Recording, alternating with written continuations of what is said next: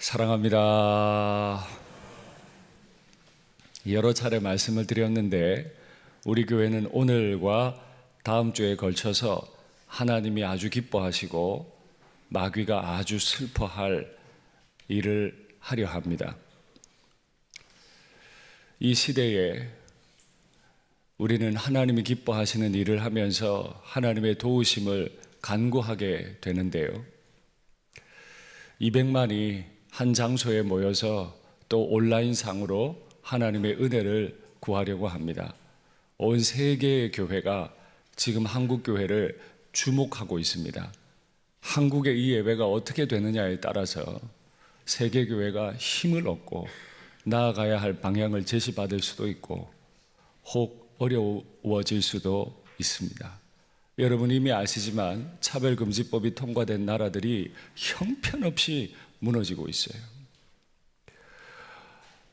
어젯밤에 저희 부모님께 전화를 드렸습니다. 매일 드리지만 특별히 어젯밤에 한 번 더 드렸는데 문득 이런 생각이 들더라고요. 아버지, 영동교회는 이번에 차별금지법 이 대회에 참여합니까? 라고 물었더니 여태 제가 아버지 어머니 찾을까 봐 제가 부담을 가질까 봐 말씀을 안 하셨다고. 대구에서 7시에 버스 2대가 출발한답니다. 200명 정도 모이는 교회예요. 그런데 새벽 7시부터 출발해서 올라옵니다. 아침, 점심, 저녁을 다 도로에서 드셔야 해요.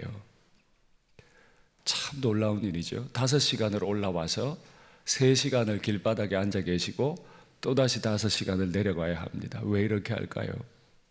제가 8년 동안 사역을 배웠던 대전 세로남 교회는 대형버스 60대가 올라옵니다. 2,300명이 한 지역교회에서 올라와요. 왜 이렇게 한국교회는 이 문제를 두고 이렇게 시간을 쓰고 재정을 쓰고 헌신해서 이 일에 가담합니까? 참여합니까? 저도 알고 있습니다. 기독교계 안에서도 이게 옳은 일이냐, 십자군 같다 하고 비판하는 사람들도 없지 않아 있다는 사실을 저도 알고 있습니다. 그리고 어떤 분들은 간혹 제게 질문도 하세요. 왜 한국교회는 유독 동성애 문제에 대해서 이렇게 예민하냐? 당신들은 죄 없냐? 예, 왜 그렇게 말하는지 알고 있고요. 저는 한국교회는 단 한 번도 우리는 죄가 없다고 말한 적이 없습니다.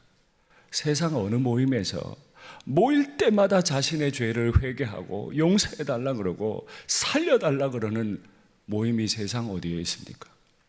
교회 말고 없잖아요. 우리는 우리의 죄를 알고 있고 잘못했다고 고백하고 있고 새로워지기를 바라고 있어요. 그런데 왜 이렇게 동성애 문제에 대해서만큼은 이렇게 교회가 애를 쓰는가 말씀드려 보겠습니다. 하나님이 출애굽하는 백성에게 10가지 계명도 주셨고 그에 따라서 합의법들을 많이 주셨어요. 예를 들어 볼까요? 이웃에 대하여 거짓 증거하지 말고 탐욕하거나 도둑질하지 말라 하는 계명을 주셨습니다. 그 계명과 어긋나게 현행법이 행동하는 거 있습니까? 없지요. 현행법도 이웃에 대해 거짓 증거하면 처벌받습니다. 현행법도 탐욕해서 이웃의 것을 도둑질하면 처벌받아요. 신구약 성경 전체에서 동성애를 죄라고 규정하고 있는데 우리나라 법이 지금 바뀌려고 합니다. 동성애는 죄가 아니니까 처벌할 수 없을 뿐만 아니라 동성애를 죄라고 하는 것이 죄니까 나라가 처벌하겠다는 거예요. 우리나라에 원래 형법 안에 간통법이라는 게 있었죠. 사생활에 대해서 나라가 왜 처벌해? 나라가 처벌할 수 없어 하면서 간통죄를 형법에서 뺐습니다.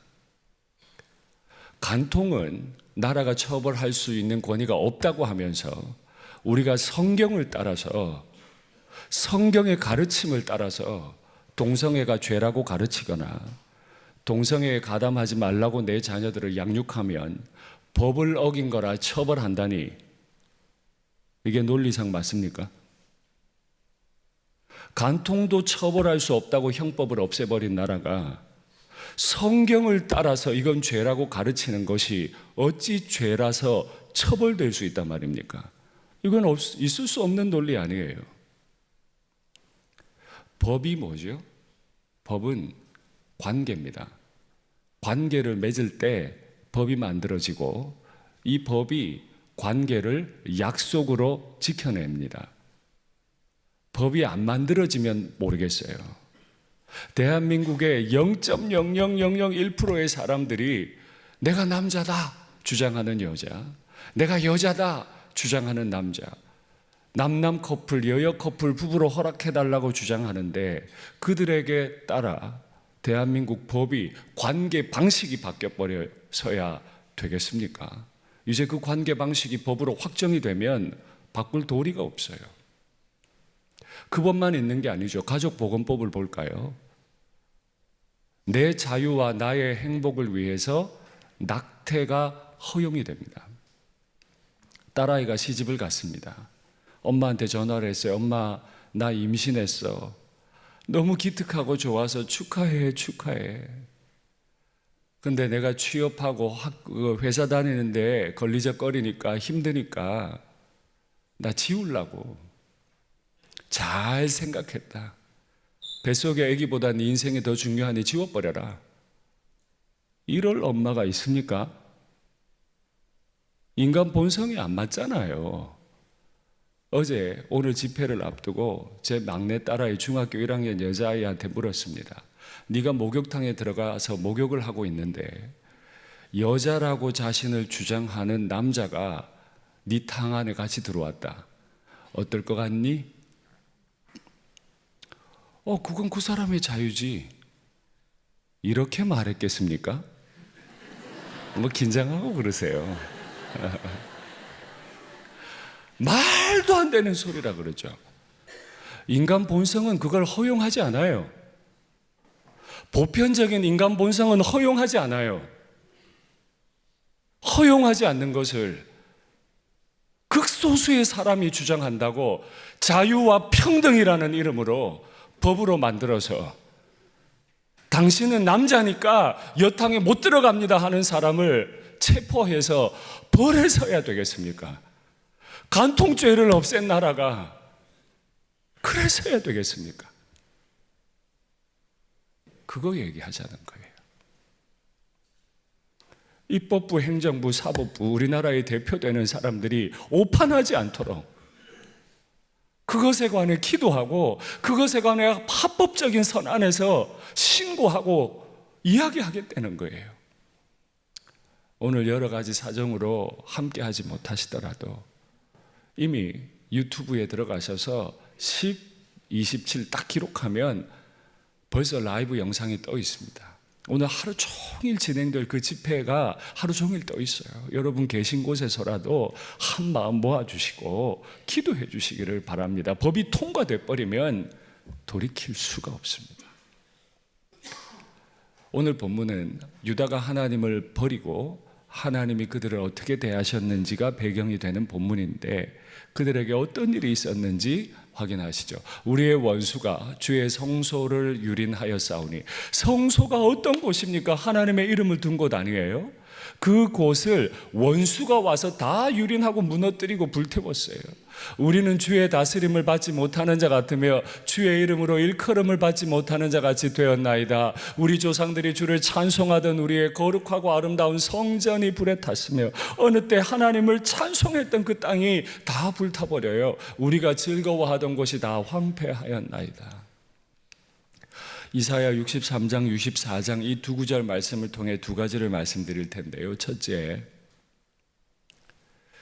정말 우리는 누군가의 다스림 안에, 누군가의 보호 아래 있을 때가 참 인간답고 행복했다는 사실을 잃어버리고 나서야 합니다. 부모님이 돌아가시고 나서야 내가 아버지의 아들과 딸이었다는 사실이, 부모님이 날 얼마나 사랑하셨다는 사실이 깨달아집니다. 내가 내 한 여자의 남편이었고 내가 한 남자의 아내였고, 내가 내 아들의 아빠 엄마였고, 내가 내 부모님의 아들 딸이었다는 이 사실, 내가 누군가에게 속해 있고 내가 누군가를 내 마음을 다해 인생을 다해 사랑할 수 있다는 이 사실이 얼마나 귀하고 그것 자체가 내 존재 아닙니까? 근데 그것을 잃을 날이 온다는 겁니다. 성전은 누가 불태웠어요? 우리의 원수들이 불태웠지만 하나님의 허락 가운데 불탔습니다. 기억하십시오. 하나님은 얼마든지 성전을 불태우실 자유가 있습니다. 얼마든지 하나님은 그 성전을 떠나서 그 성전을 불태울 자유가 있어요. 그래서 지금 하나님이 성전을 불타게 하겠다고 예언을 주시는 겁니다. 왜 이렇게 됐습니까? 왜 하나님은 성전을 불타게 하시고 우리가 아름답게 여겼던 그것을 다 황폐하게 만드시는 겁니까? 말씀 보죠. 그 조상들의 하나님 여호와께서 그의 백성과 그 거하시는 곳을 아끼셨기 때문에 부지런히 그의 종들을 그 백성에게 보내고 말씀해 주셨어요. 아끼기 때문에 하나님이 부지런히 그 종들을 보내고 말씀하셨어요. 그의 백성이 하나님의 사신들을 비웃고 멸시하고 욕해서 여호와의 진노를 그의 백성에게 미치게 해서 회복할 수 없게 하였으므로 기억하세요. 법이 확정되면 못 돌이킵니다. 지금 간통법 다시 만들 수 있습니까? 못 만듭니다. 포괄적 차별금지법 통과되면 못 돌이켜요. 가족보건법 낙태가 입법돼 버리면 못 돌이킵니다. 그렇기 때문에 우리는 인간의 본성을 따라 신앙의 양심을 따라 하나님의 말씀을 따라 엎드려 기도하고 우리가 무엇을 말하고 싶은지 알리고 싶은 거예요. 근데 이게 얼마나 깊은 아픔인지 보세요. 내가 종일 손을 펴서 자기 생각을 따라 옳지 않은 길을 걸어가는 패역한 백성들을 불렀나니 누가요? 하나님이요. 하나님이 종일토록 손 벌리고 계세요. 왜요? 이 패역한 백성들, 자기 고집 따라 자기 길을 걸어가고 있는 백성들이 하나님께 돌아오면 안아주려고 막 팔을 벌리고 있는데 이 백성들이 안 와. 성전에 좀 와서 하나님 앞에 엎드리고 하나님의 말씀 받고 위로와 힘을 얻기를 바라는데 안 오니까 하나님이 그 성전 불태우죠. 뭐 하려고 놔둬요? 안 오는데 왜 하나님이 그걸 놔두겠어요? 하나님을 이렇게 모욕하는데 아빠 엄마한테 전화 한 번 없고 찾아오지도 않는데 그 자식을 어떻게 하면 좋아? 아빠 막 벌리고 있어. 끝까지 아니래. 그러면 안 되잖아요. 그래서 하나님이 경고하세요. 내가 이 성전, 너희가 아름답게 생각하고 자부심 가진 이 성전 다 불태울 거다. 그런데 하나님은 그 과정 가운데 한 무리들을 주목하세요. 이스라엘 백성 대부분이 하나님을 버리고 바알과 아세라를 섬긴 때에도 하나님만 섬기는, 물론 그 자신도 죄가 있습니다. 인간이니까 분명 연약함이 있어서 죄를 짓습니다. 그러나 하나님이 내신 제사법을 따라 주님 앞에 속죄의 제사를 올리고 주님 나를 용서하십시오, 불쌍히 여기십시오, 하나님의 백성으로 살게 해주십시오 간구하는 무리들이 있었어요. 그 무리들을 하나님이 어떻게 대하시는지 보시죠. 이러므로 주 여호와께서 이와 같이 말씀하시니라. 보라, 나의 종들은 먹을 것이로되 너희 날 버린 너희들은 줄일 것이다. 보라, 나의 종들은 마실 것이로되 보라, 나의 종들은 여호와 내가 너를 죽이고 내 종들은 다른 이름으로 부르리라. 똑같이 이스라엘 백성인데 끝까지 하나님을 버리고 하나님의 제사를 능멸한 백성들은 다 죽여버리고, 비록 죄가 있지만 하나님 앞에 엎드려 살려달라고 말하는 그 주의 종들은 주님이 구별해서 보시고 나의 종들 하시면서 그들을 다른 이름으로 불러주시겠답니다. 우리가 죄가 없지 않지만 하나님의 은혜와 긍휼을 구하고 하나님의 종으로 살게 되기를 바랍니다. 하나님이 다른 이름으로 부르시는데 그 다른 이름으로 부르시기 위해 어떤 일을 행하시는지 확인하시죠.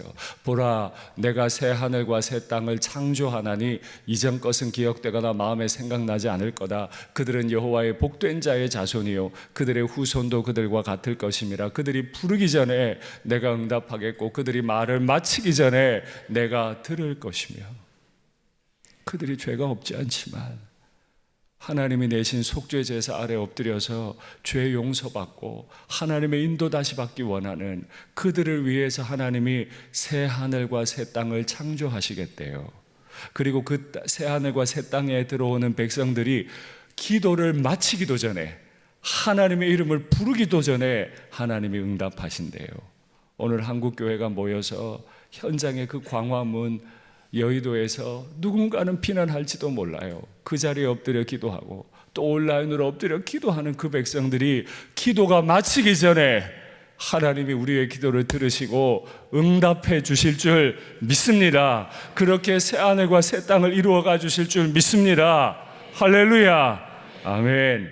하나님이 약속하신 이 새 하늘과 새 땅이 어떻게 이루어지는지 보죠. 또 내가 새 하늘과 새 땅을 보니, 요한이 주의 복음 전하며 살다가 반모섬에 유배당했습니다. 유배는 당했지만 그의 눈에는 새 하늘과 새 땅이 보였어요. 처음 하늘과 처음 땅, 곧 곤고하고 죄가 가득한 땅, 바다도 다시 있지 않더라. 마귀가 거주한다고 알려진 바다, 그곳에서 올라와서 교회를 무너뜨리고 영혼을 죽이려고 하는 그 모든 시도들이 다 사라졌더라. 또 내가 봄에 거룩한 성 새 예루살렘이 하나님께로부터 하늘에서 내려오니 그 준비한 것이 신부가 남편을 위하여 단장한 것 같더라. 저에게 세 딸들이 있는데 이 녀석들이 언젠가는 예쁘게 화장하고 시집 가겠죠? 얼마나 이쁠까요?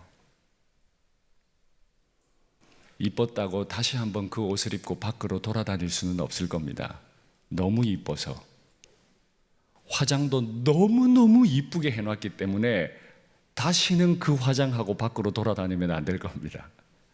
머리도 얼마나 화려하게 했는지 너무 화려하게 해놨기 때문에 평생 그 머리 다시 못할 겁니다. 맞지요? 뭐 자신 있으면 한 번 더 그렇게 웨딩드레스 입고 다녀보시든지. 다시 이쁠 수 없을 만큼, 이만큼은 절대 다시 이쁠 수 없을 만큼 이쁜 날이 신부 화장하는 날이에요. 그만큼 이쁘도록 하나님이 성 하나를 만드시겠대요. 그 이쁘게 우리도 그렇게 이쁘게 만드는데 하나님이 이쁘게 만들어서 이 땅에 그걸 내려보내시겠대요. 얼마나 이쁠까요? 얼마나 이쁠까요? 상상도 안 될 만큼 이쁜 성을 만들어 내려보내시는데 그 땅이 어떻게 이쁜지 한번 보시죠. 성 안에서 내가 성전을 보지 못했다. 당연히 하나님이 지은 성 안에 성전이 있을 줄 알았는데 성전이 없네요. 이는 주 하나님 곧 전능하신 이와 및 어린 양이 그 성전이심이라. 그 성은 해나 달의 비침이 쓸데없다. 이는 하나님의 영광이 비치고 어린 양이 그 등불이 되심이라. 하나님이 진짜로 이쁘게 지어서 우리 가운데 선물해 주실 신부 화장한 것처럼 이쁘고 이쁜 그 성에 두 가지가 없어요. 하나님을 섬길 성전이 없고요, 빛이 없어요. 오래전 우리는 성전을 지어놓고 하나님을 위한다 했습니다. 2000년 전에 성령이 임하시고 우리는 더 이상 성전이 필요 없어요. 왜요? 우리가 성전이 되어서 하나님의 영이 우리 가운데 거하시기 때문입니다. 그럼 일상교회 예배당 이건 성전입니까? 우리가 관습을 따라 성전이라고 잘 부릅니다. 그러나 이건 성전이 아니고 그냥 건물일 뿐이에요. 우리의 필요를 따라 부수어버리고 다시 지어버릴 수도 있는 성전이고, 우리의 필요를 따라 이거 팔고 다른 데 갈 수도 있는 건물일 뿐이에요. 하나님은 이 건물 안에 계시지 않으세요. 하나님은 어디 계세요? 나의 안에 계세요. 그런데 새하늘과 새 땅이 신부화장하고 내려오는 바로 그날에는 이제 내가 더 이상 성전이 아니고 하나님과 어린 양이 직접 성전이 되세요. 그리고 내가 그 안으로, 아름답고 아름다운 그의 임재 안으로 우리가 빨려 들어갑니다. 신혼여행 갈 때 얼마나 좋을까? 신혼여행 갈 때 얼마나 황홀할까? 얼마나 기대가 될까? 우린 그걸 기대하는 겁니다.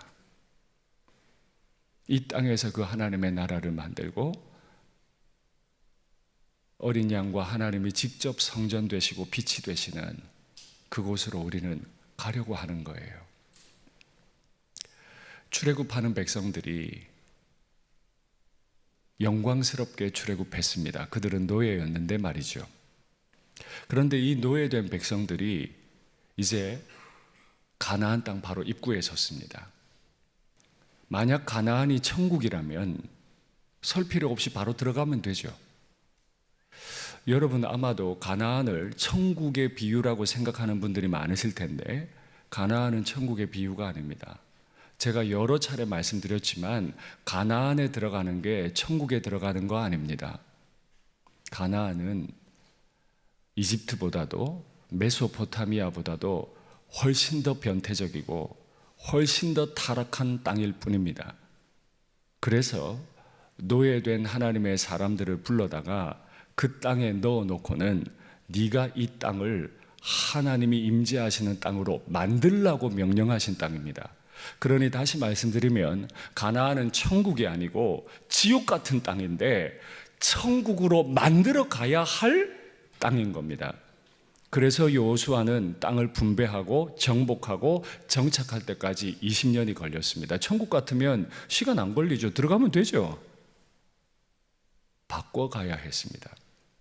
그렇게 바꾸어 가야 하는 하나님 나라 백성들이 기다리면서 계시록에서 마지막으로 하나님과 대화하고 외치는 장면이 있습니다. 말씀 보죠. 이것들을 증언하시니가 이르시되 여태까지 새하늘과 새 땅 신부가 단장함 같은 멋지고 아름다운 성 내려 보낼게 하신 분께서 이르시되 내가 진실로 그렇게 속히 하마 하시거늘 성도들이 회답합니다. 아멘 주 예수의 오시옵소서 마라나타 하고 외치는 거예요.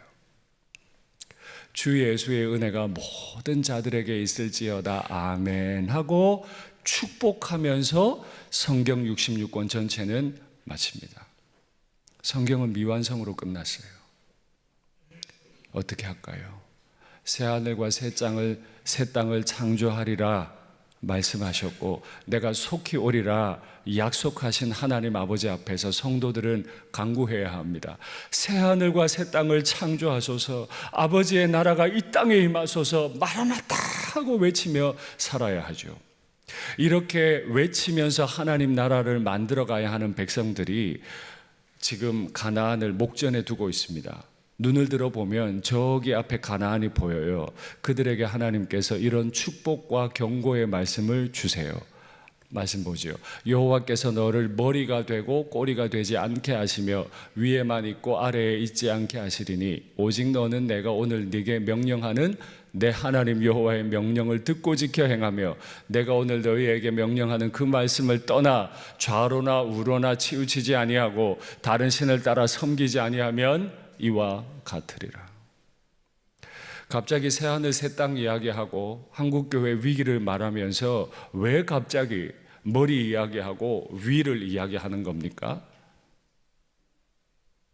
머리가 되는 것, 위가 되는 게 내가 좋아서가 아닙니다. 입신양명을 위해서가 아닙니다. 하나님이 이 백성들을 왜 지금 가나안에 넣기 원하신다고요? 타락하고 변태적인 이 땅에 대해 하나님의 나라로 바꾸어 가야 하니까 그걸 바꾸려면 위에 있어야 돼요. 머리가 돼야 돼요. 그래서 그렇게 하시겠다는 거예요. 우리의 입신양명을 위해서가 아니에요. 하나님의 나라를 이루기 위해서 우리를 그렇게 쓰시겠다는 거예요. 근데 그냥 되는 게 아니고 어떻게 해요? 말씀을 따를 때, 여호와의 명령을 따를 때, 이제 20일도 안 남은 수능 시험. 저는요, 수능생의 수험생의 아버지이기도 하고요. 또 한 지역교회 담임 목사로서 우리 일산교회에 속한 자녀들이 시험 잘 봤으면 좋겠어요. 정말 공부한 대로 실수 안 하고 잘 봤으면 좋겠어요. 원하는 대학에 들어갔으면 좋겠어요. 그런데 왜요? 왜 그래야 하는데요? 왜 그래야 하는데요? 안 믿는 사람도 그걸 원할 텐데 우리는 왜 그걸 원하는 거예요? 입신양명을 위해서가 아니고 이 땅에 하나님의 나라를 이루는 목사가 되고 선교사가 되고 영역 선교사가 되기 위해 그렇습니다. 그러면 우리 부모님께 묻습니다. 여러분 부모님들, 우리 자녀들이 왜 머리가 되고 왜 위에만 있도록 기도하셨습니까? 내 자녀들이 출애굽하는 백성들이 율법 받고 소명은 받았는데 소명을 살지 못했기 때문에 가나안에 못 들어가고 다 죽은 거 아니에요? 들어가 봐야 소명을 살지 않을 거니까 가나안에 못 들어간 채로 광야에서 하나님이 다 죽이신 거 아니에요? 과연 내 집에 있는 내 새끼들 소명 알고 있습니까? 과연 내 새끼들 소명을 따라 한 걸음 한 걸음 살아가도록 부모님들 마음 다해 가르치셨습니까? 11월 3일 새생명축제 진행하는 일이 보통 어렵지 않습니다. 전도해 보셔서 아시잖아요. 그렇게 날 전대하고 관계 안 하려고 하고 전화를 안 받기 시작하고 외롭고 지쳐요. 그런데 왜 해요? 그게 우리가 이 땅에 있는 이유니까. 그게 내가 지금 이 땅에서 교회 다니는 이유니까. 이 땅을, 이 지옥 같은 땅을 천국으로 만들라고 하신 주의 명령이니까 힘들어도 하는 거 아닙니까? 우리가 오늘 왜 예배 후에 광화문 여의도로 나가는 겁니까? 죄가 없어서가 아니고 우리의 죄를 회개함과 동시에 이 땅이 죄가 화법화되지 않도록 그 관계 안으로 끌려 들어가지 않도록 죄를 죄라고 말할 수 있도록 우리는 나가려고 하는 겁니다. 그것이 새하늘과 새 땅을 오시옵소서, 새하늘과 새 땅을 창조하시옵소서 라고 부르짖는 분들의 헌신이라고 믿기 때문입니다. 말씀을 맺겠습니다. 하나님 우리 아버지께서는 새하늘과 새 땅을 창조하리라 약속해 주셨어요. 그러면 아버지의 계획을 들은 우리는 요한계시록의 성도들처럼 아멘 주 예수여 오시옵소서, 이 땅에 주의 나라가 이루어지게 하여 주시옵소서 외치며 헌신하며 준비해야 할 줄로 믿습니다.